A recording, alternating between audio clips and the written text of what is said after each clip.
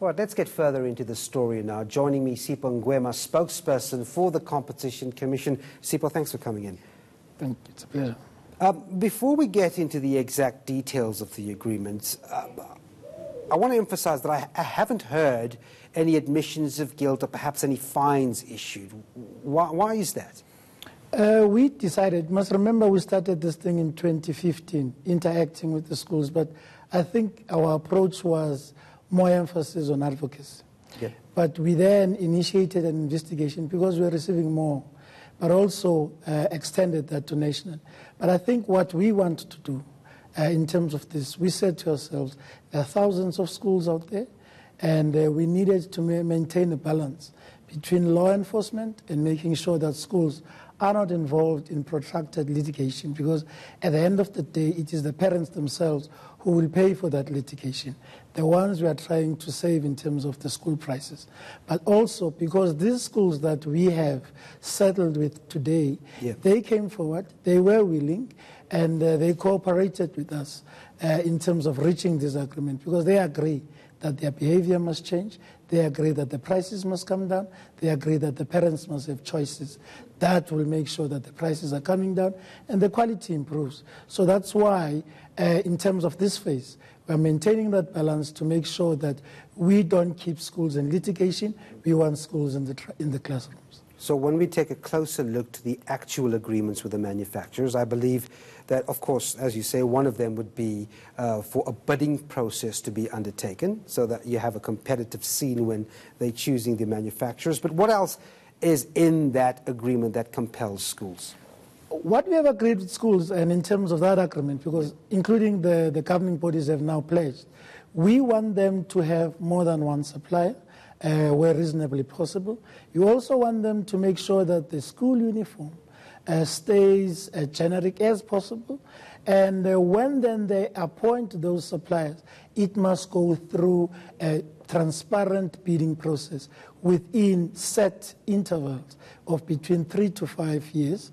And the outcome of that must result in a contract that is transparent so that other entrepreneurs can have the opportunity to tender as well. So you are going to have these tendering cycles. You are going to have a situation where other suppliers have an opportunity to apply, and that will then afford the parents, if schools have more than one supplier, then the parents will have an option to shop around, and that will improve quality, and that will improve the prices of school uniforms. So what we're trying to do is that the behavior change and the prices go down. Yeah, and I suppose it answers my question to some extent, because the next question I had for you was the fact that presumably this doesn't change overnight, does it? For those parents out there hoping that these school uniforms and their prices are cut immediately, this is a tendering process that will ultimately bring down the prices, as I understand it. It won't be overnight.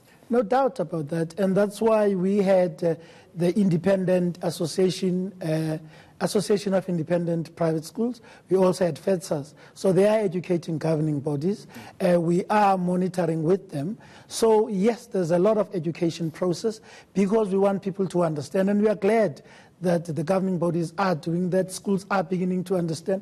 Curo today issued a letter to parents explaining the processes, and they are engaging the suppliers in terms of the way forward. So it's becoming clear to schools. The education is filtering down to parents. Parents are going to assist us in monitoring these prices. So yes, indeed, it is a process, but we have begun to see these prices coming down. In terms of generics, for example, they're able to go to the big retailers where you can get your white shirt, you can get your grey pants at a far reasonable price. So that savings is passed on to the parents, and the parents, as time goes on, they will begin to see the difference. And I suppose the issue of genetics really are the core of actually bringing prices down ultimately. I heard you earlier this afternoon saying that there are still schools which are defiant. Why is that?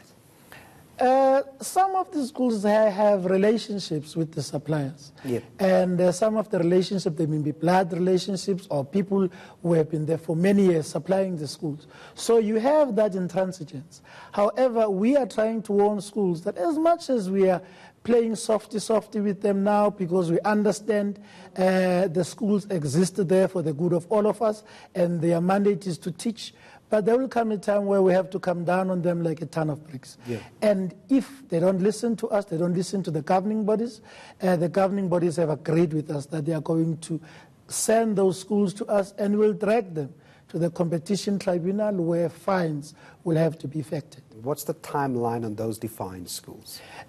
We are treating each case on its merit, case by case. So we'll have to look in terms of our interactions. Have we been there? What undertakings have they made? Have they been very stubborn in terms of our discussions? So each case on its merits, however, we'll constantly monitor. But by now, we think that a large number of schools, they've got the message. So as we look at them, as we look at their behavior, as we gather evidence, we will focus more on the merits rather than on time, given the fact that we have been interacting.